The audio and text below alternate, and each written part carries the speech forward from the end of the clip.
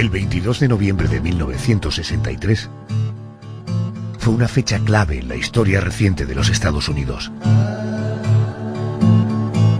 El presidente del país, John Fitzgerald Kennedy, acababa de llegar a Dallas a bordo del Air Force One para recorrer el centro de la ciudad en un coche descapotable, un Lincoln X100 a la vista de todos los ciudadanos. A las 12:30 del mediodía, el vehículo presidencial pasaba junto al almacén de libros escolares de Texas.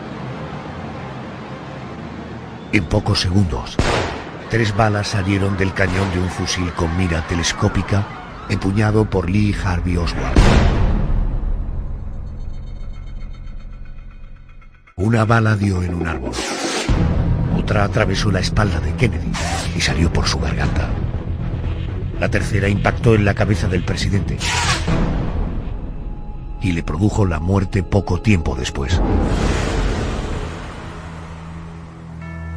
Tras el multitudinario funeral, el féretro con el cuerpo de Kennedy fue trasladado al cementerio de Arlington, donde fue enterrado. Su presunto asesino, Lee Harvey Oswald, fue abatido de un disparo por un mafioso antes de ser juzgado por aquel crimen. Y decimos presunto, porque son muchos los investigadores que lo consideran un cabeza de turco, o solo uno de los implicados en el asesinato. Algunos de esos divulgadores aseguran que existen pistas que conducen a varios implicados en el crimen: la mafia norteamericana, los futuros presidentes Lyndon B. Johnson y Richard Nixon, la Unión Soviética o el gobierno israelí. Ninguna de esas hipótesis ha podido ser verificada con pruebas fehacientes, pero son muchas las incógnitas que aún rodean al asesinato de John Fitzgerald Kennedy.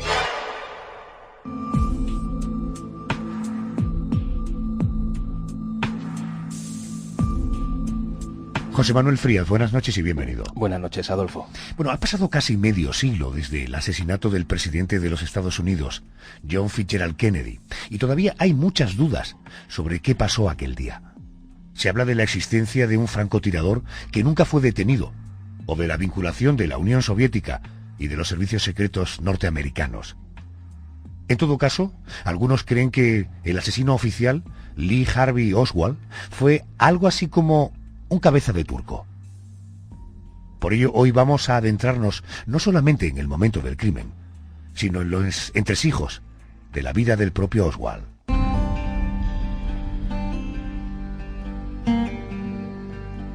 Cuando hablamos de Lee Harvey Oswald, ¿de quién estamos hablando? Pues Lee Harvey Oswald nació en Nueva Orleans, en el estado de Luisiana, el 18 de octubre de 1939. Y nació con una carencia, la de su padre, que había fallecido poco antes de su nacimiento. Tanto él como sus 3 hermanos y un hermanastro quedaron al cargo de su madre, de Marguerite Claverie, una mujer descendiente de alemanes que profesaba la religión protestante en la que educó a sus hijos. Pero las cosas no fueron fáciles para aquella familia rota y necesitaron cambiar constantemente de un domicilio a otro. En pocos años, Oswald y sus hermanos tuvieron que vivir en más de 20 casas y asistieron al menos a una docena de escuelas. Bueno, esto puede generar una doble consecuencia, o una enorme capacidad de adaptación, o convertir al crío en un inadaptado, ¿no? ¿Este fue un niño mentalmente inestable? Bueno, no vamos a saber nunca si realmente esa forma de ser que tenía Oswald tiene algo que ver con esa problemática que tuvo en su familia. Sí es cierto que no era un niño completamente normal, pero no podemos señalar si esas causas fueron externas o si formaban parte de su carácter natural. Sí es cierto que Lee Harvey era un niño tímido, un niño retraído, e incluso siendo un adolescente de 14 años fue diagnosticado de esquizoide y de agresivo por un psiquiatra, y a eso hay que sumar que era disléxico. Y yo creo que quizá uno de los problemas que Lee siempre cargó en su espalda fue el de no recibir en aquellos años ningún tipo de tratamiento, algo que entiendo que terminó marcándole de por vida. A los 15 años, Lee Harvey Oswald abandonó el hogar para alistarse en la Patrulla Civil Aérea, un equipo auxiliar de la Fuerza Aérea de los Estados Unidos, como servicio de emergencia de búsqueda y de rescate. Aquello, en cierto modo, era una forma de huir del ambiente viciado de su casa. Parece, José, que poco después, a sus 17 años, en el año 1956, se alistó en los Marines. ¿Es correcto ese dato? Sí, fue concretamente el 24 de octubre de 1956. Allí ejerció como operador de radar hasta que, un año después, en el 57, fue designado a la estación aérea del Cuerpo de Marines El Toro, en California. Pero después marchó al servicio aeronaval de Atsugi, en Japón, donde formó parte del escuadrón de control aéreo Marine 1. ¿Esta nueva vida atenuó su carácter agresivo o, en fin, de alguna manera atenuó sus desequilibrios emocionales? No, para nada. De hecho, fue juzgado en el ejército por dispararse él mismo en el codo con una pistola del calibre 22, que además no estaba autorizado a tener. A esto hay que sumarle también que tuvo un altercado bastante serio con un sargento al que agredió, y debido a eso fue descendido de soldado de primera clase a soldado al uso, e incluso llegó a ser juzgado y encarcelado durante unas semanas. Y otra de sus rarezas salió a flote cuando, estando de centinela nocturno en Filipinas, disparó su fusil una noche en mitad de la selva, creando a su alrededor, como es lógico, un tremendo caos. Hay un punto de inflexión en esta historia, y comienza cuando Lee Harvey Oswald se traslada a la Unión Soviética. Dicen, parece que estaba obsesionado con el marxismo. Sí, aquel fue un cambio radical en su vida. En 1959, Lee Harvey decidió marchar a la Unión Soviética e incluso se casó con Marina Prusakova, la hija de un coronel de la KGB, con la que incluso tuvo una hija. Y dicen que su deseo era formar parte de la misma KGB y actuar como espía para atraer a la Unión Soviética diferentes secretos sobre movimientos estadounidenses. Ya en 1962, la pareja viajó a Estados Unidos, donde se le relacionó, aunque no existen pruebas definitivas, con el intento de asesinato del general Walker, un oficial del ejército norteamericano. Oswald se instaló con su pareja en la zona de Dallas para que él estuviera más cerca de su familia. Y allí siguió dando rienda suelta a su violencia, a su agresividad, maltratando a su esposa, coleccionando armas de fuego y, según cuenta la versión oficial, planeando el asesinato del presidente de los Estados Unidos, de John Fitzgerald Kennedy. De este modo llegamos al momento clave de esta historia. Viernes 22 de noviembre de 1963.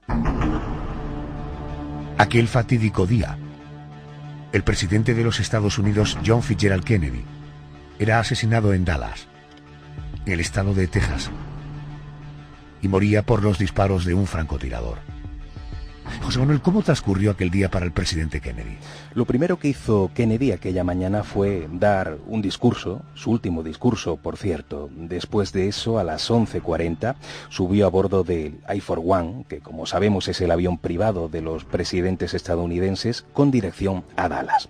El coche que fue escenario de la masacre que todos conocemos era un Lincoln X100 y los ocupantes eran, en la parte delantera, un chofer y un agente de seguridad, en la parte central, el gobernador Connally y su esposa, y en la parte trasera, Kennedy y su mujer, Jacqueline. Sin usar ningún tipo de capota para que la gente sintiera al presidente un poquito más cercano, el vehículo se dirigió al centro de la ciudad, aunque el proceso hay que entender que fue lento debido a las constantes paradas realizadas para que Kennedy pudiera saludar a sus seguidores. A las 12:30, el Lincoln pasó frente al edificio del almacén de libros escolares de Texas. En ese momento se produce el primero de los 3 disparos y se inicia el caos entre la gente, entre los miembros de seguridad y entre los propios ocupantes del coche. ¿Qué ocurrió a partir de ese instante?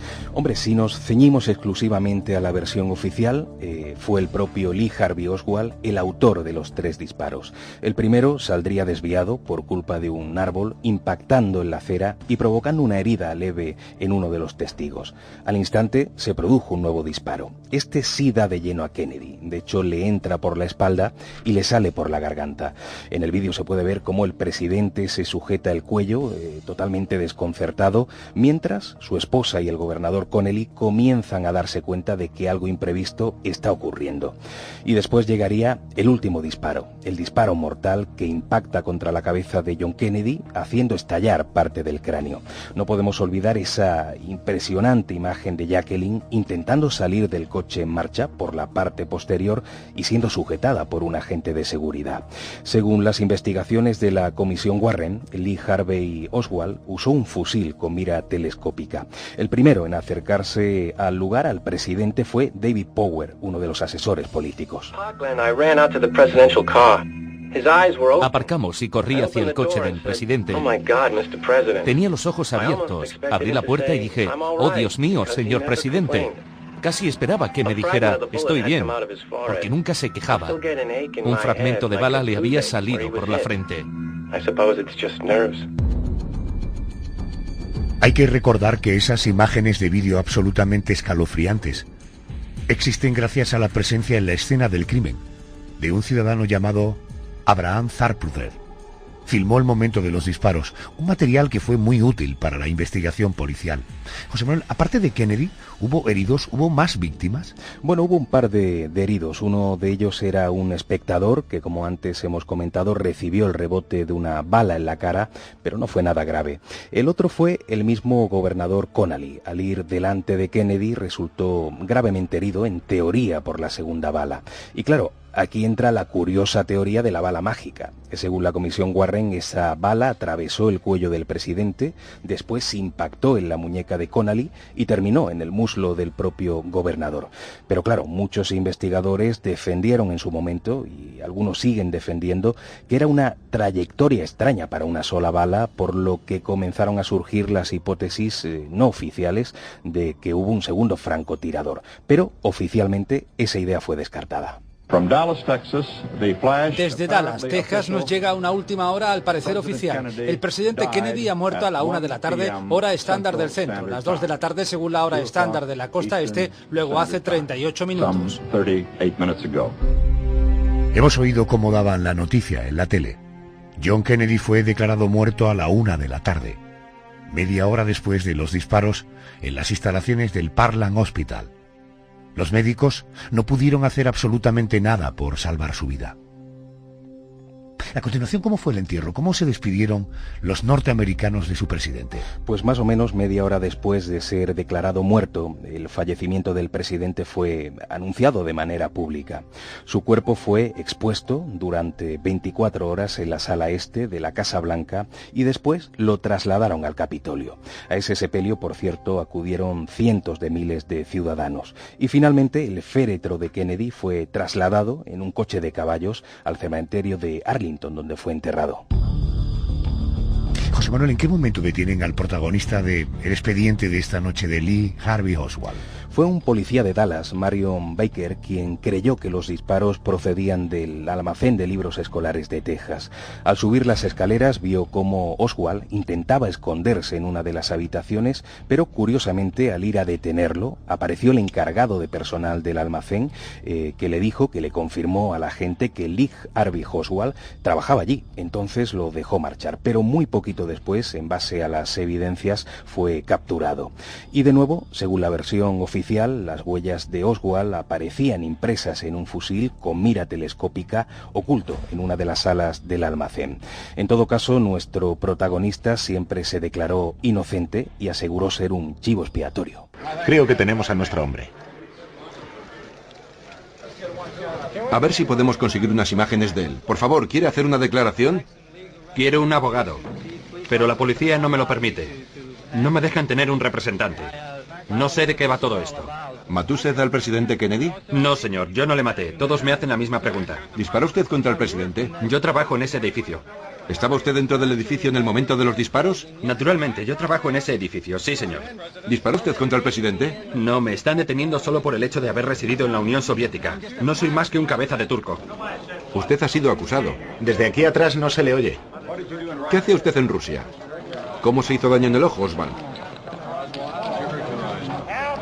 Un policía me dio un golpe.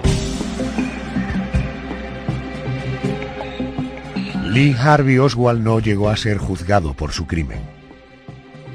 El 24 de noviembre de 1963, entre el caos de periodistas y fotógrafos, mientras la policía lo trasladaba a la cárcel del condado, fue interceptado por el gángster Jack Ruby, que lo asesinó de un disparo en el pecho.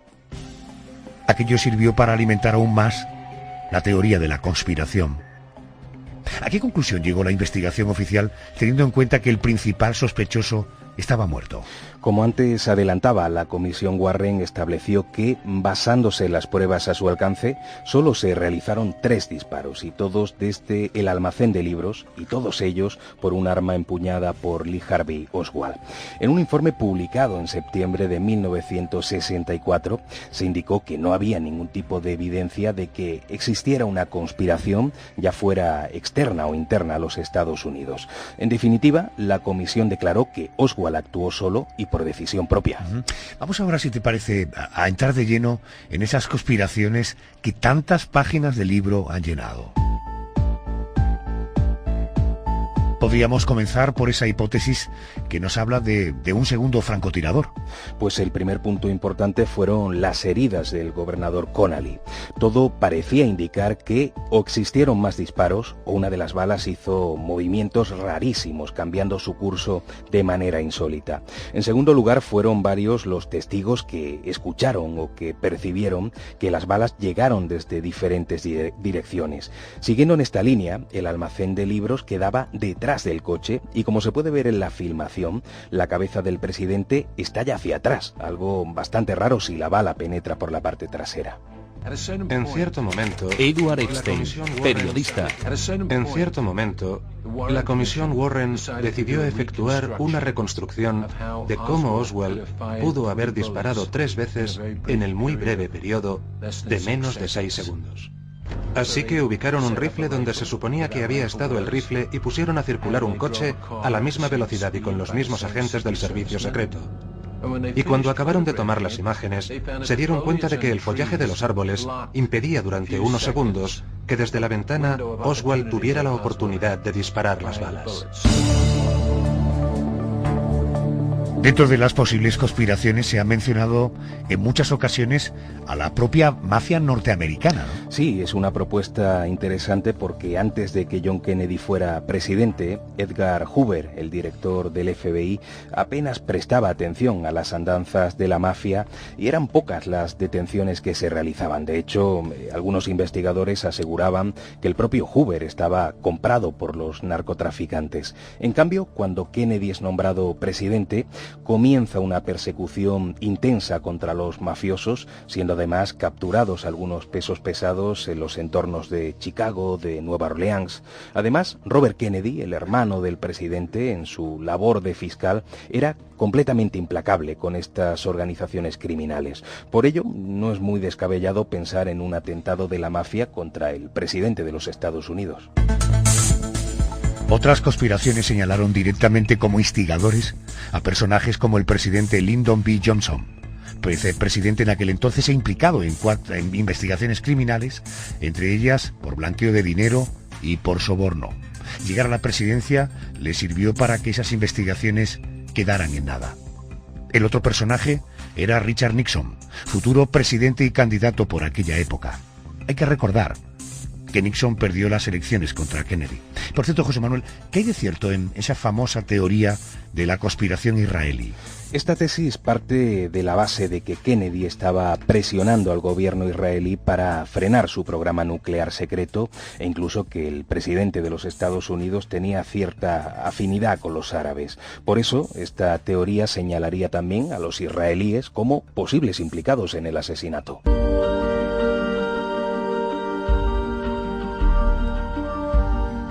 Vamos ahora a realizar un viaje al corazón de los Estados Unidos para recordar lo que supuso el asesinato del presidente Kennedy en aquella sociedad de principios de los 60 del pasado siglo.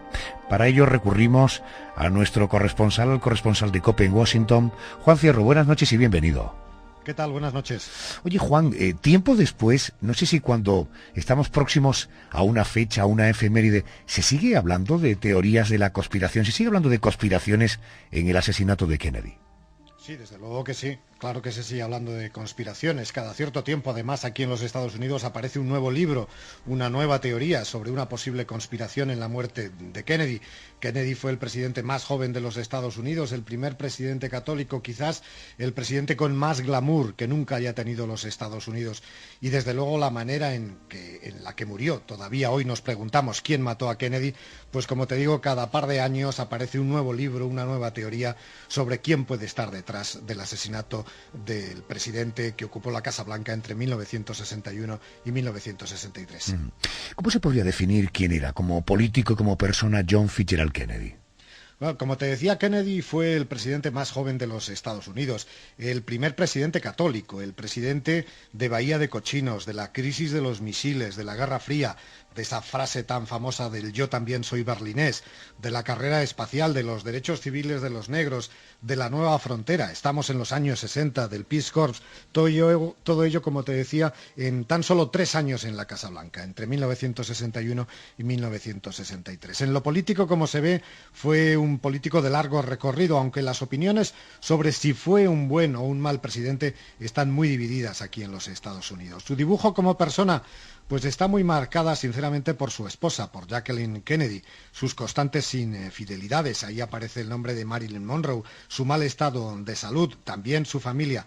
Los americanos vieron en los Kennedy la monarquía que nunca han tenido. Los Kennedy eran Camelot, una corte que no se ha repetido ni se va a repetir nunca en los Estados Unidos. Hablemos de su fallecimiento, de su asesinato. ¿Qué significó la muerte de Kennedy a nivel social y a nivel político en los Estados Unidos? Fue un golpe tremendo para la sociedad estadounidense de entonces, la muerte del joven presidente, además una muerte prácticamente retransmitida por televisión. Todo el mundo pudo ver esas imágenes de las que hablabais. Eso en el marco de la sociedad estadounidense de entonces fue, como te digo, tremendo. En lo político, Kennedy dio paso a su vicepresidente, al tejano Lyndon Johnson, que fue realmente el encargado de terminar algunos de los proyectos de Kennedy, fundamentalmente las leyes de derechos civiles para los negros, el fin de la segregación y, en una segunda fase, el derecho al voto de los negros. Quizás por eso el presidente Kennedy, el juicio que hacen muchos expertos aquí en los Estados Unidos, muchos le califican como el mejor presidente, otros lo califican como el peor presidente que ha tenido Estados Unidos, pero la verdad es que fue un presidente inacabado. Oye, el ciudadano de a pie, el norteamericano medio, cuando se habla de la muerte del presidente Kennedy, al final el impacto es por la figura de Kennedy o por el hecho de que fuera asesinado. Por las dos cosas. Es un trauma para la sociedad americana de los 60. Además, con todas esas teorías conspiratorias a las que hacíais referencia hace tan solo unos instantes, que si la mafia, que si los cubanos, que si la CIA, que si los israelíes, que si los rusos, son teorías, como te digo, que todavía siguen vivas y cada cierto tiempo aparecen nuevos libros, nuevas teorías que pretenden arrojar luz sobre el asesinato de Kennedy. El informe oficial convenció a muy pocos aquí en los Estados Unidos. Sabemos hoy en día quién y por qué mató a Kennedy. La pregunta, pues para muchos, sigue sin respuesta. Kennedy sigue muy presente en la sociedad americana todavía. Solo hay que acercarse, por ejemplo, aquí en Washington, a las afueras de Washington, al cementerio de Arlington, donde está enterrado. Su tumba, con una llama permanente, es uno de los lugares más visitados de todo el país. La gente todavía sigue visitando Georgetown, quiere ir a ver dónde vivía el presidente Kennedy con Jacqueline Kennedy antes de irse a la Casa Blanca. Todavía hay una pequeña placa en la casa de enfrente, que es donde se resguardaban los periodistas en aquel frío enero de 1961, cuando el presidente se mudó a la Casa Blanca, agradeciendo a los vecinos de los Kennedy, bueno, pues que le daban café a los periodistas para esa larga espera, ¿no? Porque querían recoger imágenes del presidente y de su esposa. Está todavía muy presente, por lo menos aquí en la ciudad de Washington, y no dudo que en todo Estados Unidos, la figura del presidente Kennedy. Juan, tú como observador de la política norteamericana y de la sociedad norteamericana, ¿qué titular podrías dar si te pregunto cuál ha sido el legado político, la huella política que ha dejado John Kennedy tras sus años de gobierno? Pues te podría decir que su huella política fue incompleta. Como te decía, sus grandes proyectos los tuvieron que completar sus predecesores. Puso sobre la mesa muchos proyectos que no le dio tiempo a concluir. Quizás por eso, como te decía, las discrepancias sobre si fue un buen presidente o un mal presidente. Recordemos que Kennedy fue el que lanzó la carrera espacial, pero tuvimos que esperar hasta la presidencia de Nixon para que el hombre llegara a la Luna. Por eso te digo que su huella política es incompleta, es una huella política incompleta en los Estados Unidos. Juan, como siempre, un placer contactar contigo. Gracias y buenas noches. Buenas noches.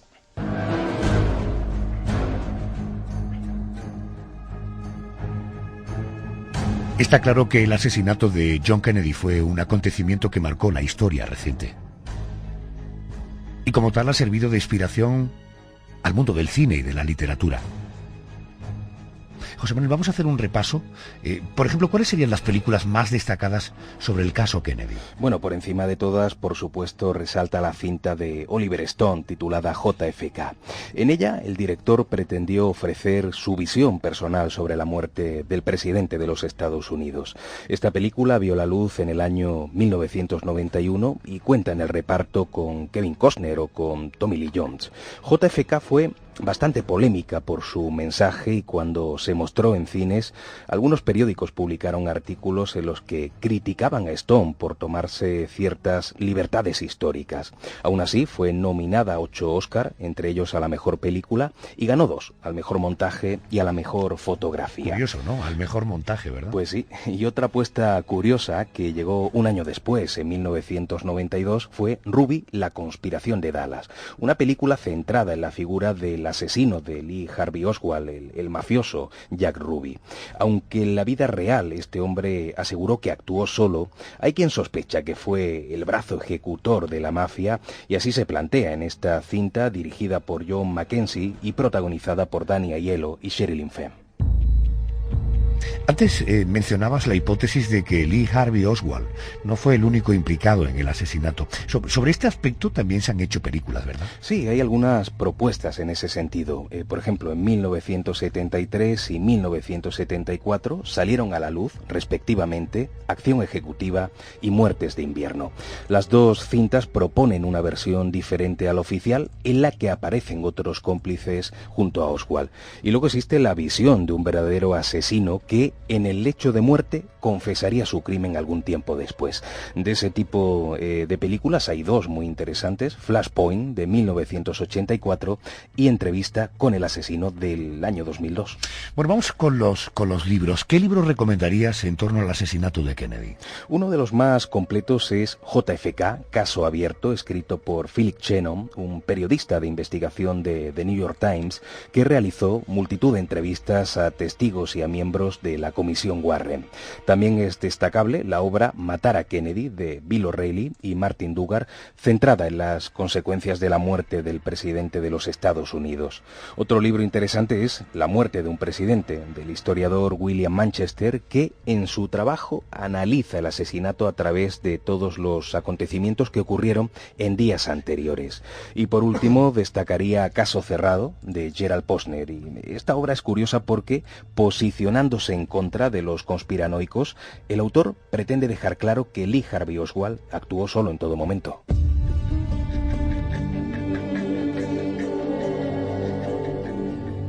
Aunque apenas la hemos mencionado esta noche, una de las protagonistas de esta triste historia es Jacqueline Kennedy, la que fuera esposa del presidente y primera dama de los Estados Unidos hasta el día del crimen. Jacqueline, 5 años más tarde, contrajo matrimonio con el millonario Aristóteles Onassis. Antes de aquello, contó multitud de anécdotas y detalles de su relación personal con Kennedy, y lo hizo al historiador y premio Pulitzer Arthur Schlengiger. Durante mucho tiempo, esas cintas permanecieron guardadas, pero finalmente fueron transcritas y dieron lugar al mítico libro Conversaciones históricas sobre mi vida con John Fitzgerald Kennedy.